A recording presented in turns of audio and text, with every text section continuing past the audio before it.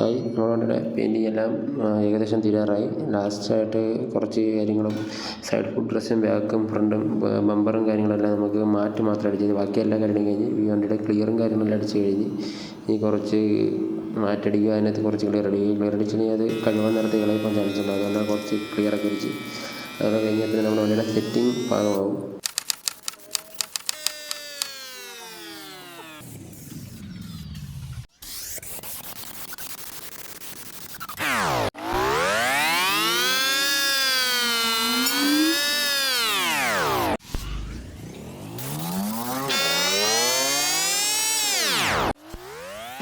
അടുത്ത വീട് നമ്മൾ പെയിൻ്റ് അടിച്ച സാധനങ്ങളെല്ലാം ഒന്ന് മാറ്റ് കോട്ടടിച്ച് ഫിനിഷ് ചെയ്യണം. മാറ്റ് കോട്ടടിച്ചാൽ നമ്മൾ സർവീസ് ചെയ്യുന്ന നേരത്ത് പ്രഷറായിട്ട് നമ്മൾ വാഷ് ചെയ്യുന്ന നേരത്തൊന്നും ആ പെയിൻറ്റും തെറിച്ച് പോകത്തില്ല. അല്ലെങ്കിൽ നമ്മൾ നല്ലോണം സർട്ടേഷനിൽ ചെന്നൊന്ന് കഴുകാൻ നേരത്തേക്കും ഈ ബോഡി പെയിൻറ്റ് മൊത്തം പെയിൻറ്റ് കാണും.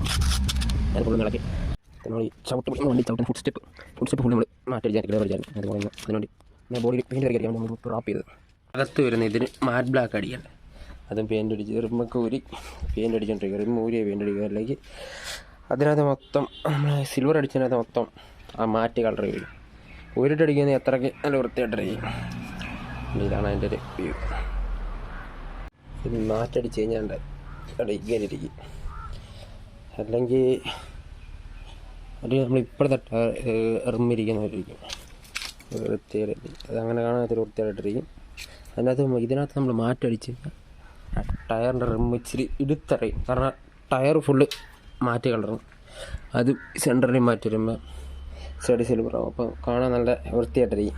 വളരെ ഇങ്ങനെ സെല്ല ടയറും സെയിം അതേപോലെ തന്നെ ചെയ്യാൻ വേണ്ടി നമ്മൾ ഊരിയെടുത്ത് സിൽവറുള്ള അടുത്ത് നമുക്ക് മാറ്റ് ബ്ലാക്ക് അടിക്കണം. എന്നിട്ട് ടയറിനൊരു ഭംഗി കാണത്തുള്ളൂ.